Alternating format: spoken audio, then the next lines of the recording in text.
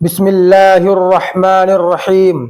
تمام تعریفیں اللہ تعالیٰ کے لیے ہیں جو تمام جہانوں کا پروردگار ہے، اور درود و سلام ہو خاتم النبیین حضرت محمد صلی اللہ علیہ وسلم پر، جو پوری انسانیت کے لیے ہدایت اور رحمت بنا کر بھیجے گئے۔ ناظرین، قرآن مجید میں انبیاء کرام علیہم السلام کے واقعات صرف تاریخ بیان کرنے کے لیے نہیں آئے، بلکہ ان میں اہل عقل کے لیے بڑی عبرتیں اور نصیحتیں پوشیدہ ہیں۔ انہی عظیم واقعات میں ایک نہایت اہم اور عبرتناک واقعہ حضرت لوط علیہ السلام اور ان کی قوم کا ہے۔ حضرت لوط علیہ السلام حضرت ابراہیم علیہ السلام کے بھتیجے اور اللہ تعالیٰ کے برگزیدہ نبی تھے۔ اللہ تعالیٰ نے انہیں ایک ایسی قوم کی طرف مبعوث فرمایا جو اخلاقی گراوٹ، بے حیائی، ظلم و فساد اور فطرت کے خلاف کاموں میں پوری دنیا میں بدنام ہو چکی تھی۔ یہ قوم نہ صرف اللہ کی نافرمان تھی، بلکہ اعلانیہ گناہوں پر فخر کرتی تھی اور نیک لوگوں کا مذاق اڑاتی تھی۔ حضرت لوط علیہ السلام نے اپنی قوم کو برسوں تک سمجھایا، انہیں اللہ کے عذاب سے ڈرایا، پاکیزگی اور نیکی کی دعوت دی، مگر وہ سرکشی اور گناہوں میں بڑھتے ہی گئے، یہاں تک کہ اللہ تعالیٰ کا فیصلہ آ پہنچا اور اس قوم پر ایسا عبرتناک عذاب نازل ہوا جسے قیامت تک آنے والے لوگوں کے لیے نشانی بنا دیا گیا۔ آج کے اس واقعے میں ہم قرآن کریم اور احادیث مبارکہ کی روشنی میں حضرت لوط علیہ السلام کی دعوت، قوم کی سرکشی، فرشتوں کی آمد، عذاب الہی اور اس واقعے سے حاصل ہونے والی اہم نصیحتوں کو تفصیل سے جانیں گے۔ تو آئیے عبرت، نصیحت اور ایمان افروز واقعات سے بھرپور حضرت لوط علیہ السلام کا یہ واقعہ شروع کرتے ہیں۔ پہلے آ چکا ہے کہ حضرت لوط علیہ السلام دراصل حضرت ابراہیم علیہ السلام کے بھتیجے تھے۔ سیدنا لوط علیہ السلام کے والد کا نام ہاران تھا، جو تارخ یعنی آزر کے بیٹے تھے۔ اللہ تعالیٰ نے حضرت لوط علیہ السلام کا پورے قرآن مجید میں 27 بار ذکر فرمایا ہے، اور یہ ذکر مختلف صورتوں میں متعدد مقامات پر آیا ہے۔ آپ کے والد آپ کے بچپن ہی میں وفات پا گئے تھے، اس لیے آپ نے اپنے دادا آزر کے گھر اور پھر اپنے چچا حضرت ابراہیم علیہ السلام کی سرپرستی میں پرورش پائی۔ یہی وجہ تھی کہ حضرت ابراہیم علیہ السلام کو آپ سے بے حد محبت تھی۔ جس وقت پوری قوم حضرت ابراہیم علیہ السلام کے خلاف کھڑی ہو گئی اور انہیں آگ میں ڈال دیا گیا، اس کٹھن وقت میں صرف حضرت لوط علیہ السلام ہی وہ شخصیت تھے جو آپ پر ایمان لا چکے تھے۔ پھر جب حضرت ابراہیم علیہ السلام نے ہجرت کی تو حضرت لوط علیہ السلام نے بھی ان کے ساتھ ہجرت کی۔ قرآن مجید میں بھی مذکور ہے کہ میں اپنے رب کی طرف ہجرت کرنے والا ہوں، بے شک وہی غالب اور حکمت والا ہے۔ اس سے پہلے بیان ہو چکا ہے کہ جب حضرت ابراہیم علیہ السلام مصر سے فلسطین واپس تشریف لے گئے تو آپ نے اپنے بھتیجے حضرت لوط علیہ السلام کو سدوم کی بستی کی طرف بھیج دیا۔ یہ بحر مردار یعنی ڈیڈ سی کے قریب ایک مشہور بستی تھی، جو تجارت کا مرکز اور مسافروں کے آرام کی جگہ تھی۔ یہ قوم کافر تھی، ان میں ایک بھی مومن نہ تھا۔ اللہ تعالیٰ فرماتے ہیں، پس جتنے ایمان والے وہاں تھے ہم نے انہیں نکال لیا اور وہاں مسلمانوں کا صرف ایک ہی گھر پایا۔ یہ لوگ دنیا کے بدترین فاسق و فاجر لوگ تھے۔ انہوں نے ایسی برائیاں ایجاد کیں کہ ان سے پہلے دنیا میں کسی نے نہ کی تھیں۔ چنانچہ اللہ تعالیٰ فرماتے ہیں، اور جب لوط نے اپنی قوم سے کہا، کیا تم ایسی بے حیائی کرتے ہو جو تم سے پہلے دنیا میں کسی نے نہیں کی؟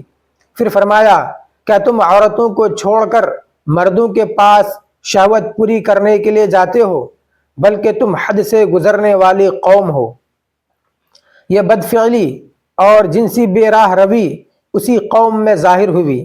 بعض کہتے ہیں یہ عمل شیطان نے انہیں سکھایا، اور بعض کے نزدیک یہ جنات کے ذریعے پھیلا۔ بہرحال یہ ایک نہایت خبیث اور گھناؤنا جرم تھا۔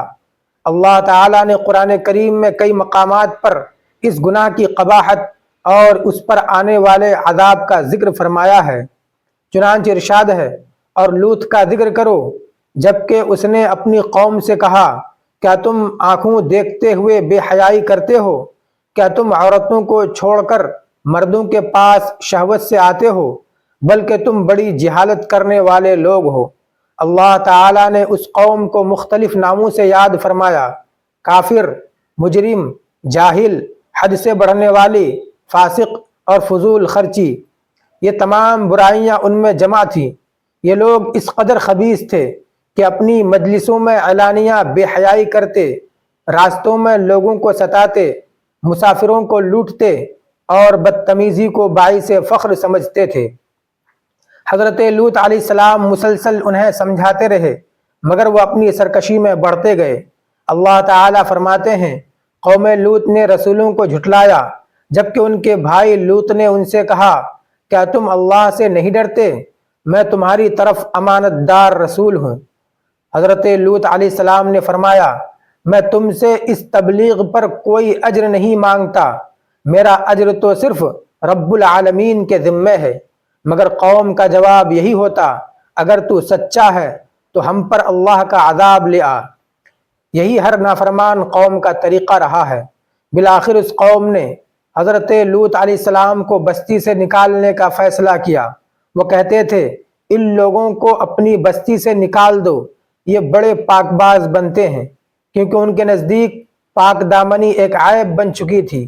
پوری بستی میں حضرت لوط علیہ السلام اور ان کی بیٹیوں کے سوا کوئی پاک باز نہ تھا، حتیٰ کہ آپ کی بیوی بھی کافروں کے ساتھ تھی۔ ناظرین، پھر حضرت لوط علیہ السلام نے دعا کی، اے میرے رب، مجھے اور میرے گھر والوں کو ان کے اعمال سے نجات دے۔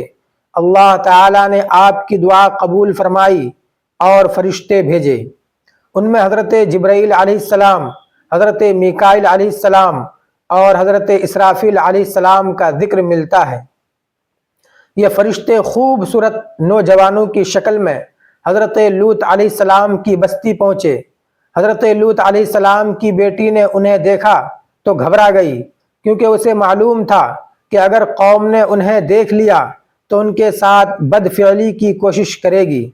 حضرت لوط علیہ السلام انہیں اپنے گھر لے آئے، لیکن آپ کی بیوی نے جا کر قوم کو خبر دے دی کہ حضرت لوط کے گھر نہایت حسین نوجوان آئے ہیں۔ یہ سنتے ہی پوری قوم خوشیاں مناتی ہوئی دوڑ پڑی۔ قرآن کریم فرماتا ہے، اور شہر والے خوشیاں مناتے ہوئے آئے۔ حضرت لوط علیہ السلام نے فرمایا، یہ میرے مہمان ہیں، مجھے رسوا نہ کرو، اللہ سے ڈرو۔ پھر فرمایا، یہ میری بیٹیاں موجود ہیں، اگر تمہیں کچھ کرنا ہی ہے تو نکاح کے ذریعے کرو۔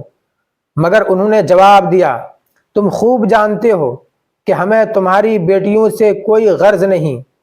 حضرت لوط علیہ السلام بے بس ہو کر بولے، کاش میرے پاس کوئی طاقت ہوتی یا میں کسی مضبوط سہارے کی پناہ لیتا۔ اسی وقت فرشتوں نے حقیقت ظاہر کی اور کہا، اے لوط، ہم آپ کے رب کے بھیجے ہوئے فرشتے ہیں، یہ لوگ آپ تک ہرگز نہیں پہنچ سکیں گے۔